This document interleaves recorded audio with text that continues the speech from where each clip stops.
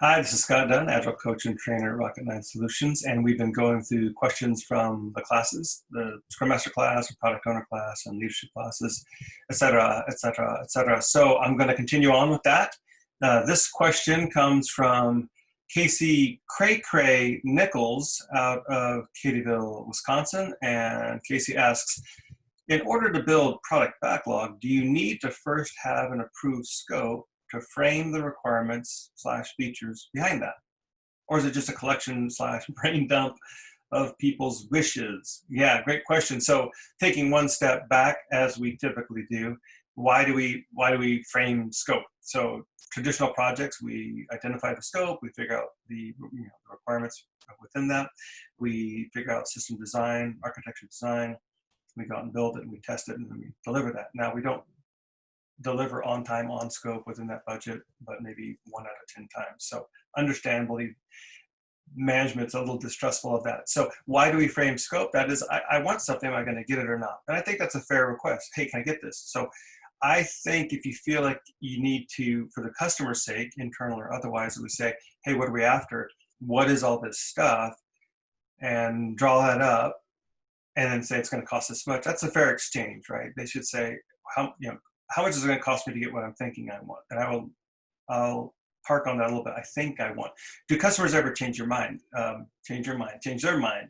And the common refrain I hear from everybody, including my grandmother, is that yes, they change their mind all the time. So if that's the reality, one, go ahead and lock in the scope, but just know it's going to change.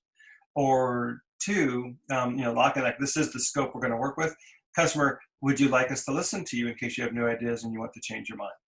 So either way, either because it's just reality or presented to them as a great option. What we'd like to shift to is move away from fixed scope to simply time and materials. It's a flexible scope in Agile. Make no bones about it. If you can make a bone about it, don't, because it's not what we do. So I can ask for, here's all the stuff, and we get going. And along the way, they change their mind. And oh, happy day for them that they're not penalized for changing their mind and being sent back through the change the change management process, where they almost get punished for having new ideas. Now, in all fairness, if I'm a project manager, my job is to deliver on time, on scope, with all required budget and date, something like that. But my job is to deliver what we said to deliver by that time frame. And so, yes, your new ideas, yes, your fabulous new what's-its, that's a threat to me delivering this scope by that time frame. That's what I'm measured on. So understand that, right? That's a fair assumption. And we need to have a very, very good conversation with our stakeholders saying, yeah, we're all open to new ideas, super great, but that doesn't mean you still get what you got, what you wanted before by that date. You'll get something by that date, and it'll be all your top priority stuff, and we'll show you every step along the way. Not status reports, not red, yellow, green, greenish, yellow, yellowish, red, not any of that stuff, but truly demos of working software in a production environment, right? That's my confidence level for predictability. No surprises, and that's what management asks for. No surprises. So that's what I want to do, first of all, and just make sure that they're not thinking they're going to get yes and, they're going to get both. The new stuff I asked for and the existing stuff. You have to have that tough conversation of what do you want to remove from the backlog, so that we can take in that new thing and still not slide the date. Or maybe they want to slide the date and you take in that new thing. But either way, right? It's just the reality. I think that's talking them through that. Now, thankfully in Scrum, there's a role that kind of works in this educator role, and that's the certified Scrum Master, and I would like them to have that conversation. But also the product owner is the #1 heat shield for the team. They should be having conversations with management as well, helping them walk through that kind of reality. And it is definitely a shift. So no, we don't fix it all up front. You don't have to. I could literally meet with the team tomorrow, figure out enough stuff in a planning meeting, and start the next day on that stuff. And you know what?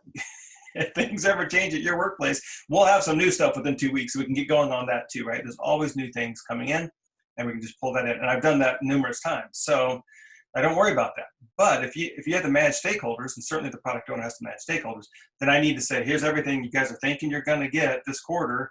Where are those things at that? And I leverage the sprint review and the stakeholders coming to the sprint review to not only see the demos, we commonly call it a sprint demo because we're seeing those demos, but also an update on that burn down chart of the release. Like, here's what we have now. Here's the new things you asked for. Here's how that either slides the date or we need to adjust scope. But the product owner is responsible for stakeholder management. and they got great tools to do that, I think. But that's how we would adjust for that. So Casey, I hope that helps you out. I hope that addressed your question. Anyone else still have questions on that? Just leave a question or comment down below, or your thoughts. I'm very open to other people's ideas, as long as they're right. I'm kidding. I do want people's ideas. I'd love to have that conversation. We can keep that going. And I hope that's of some value. Good luck on your journey.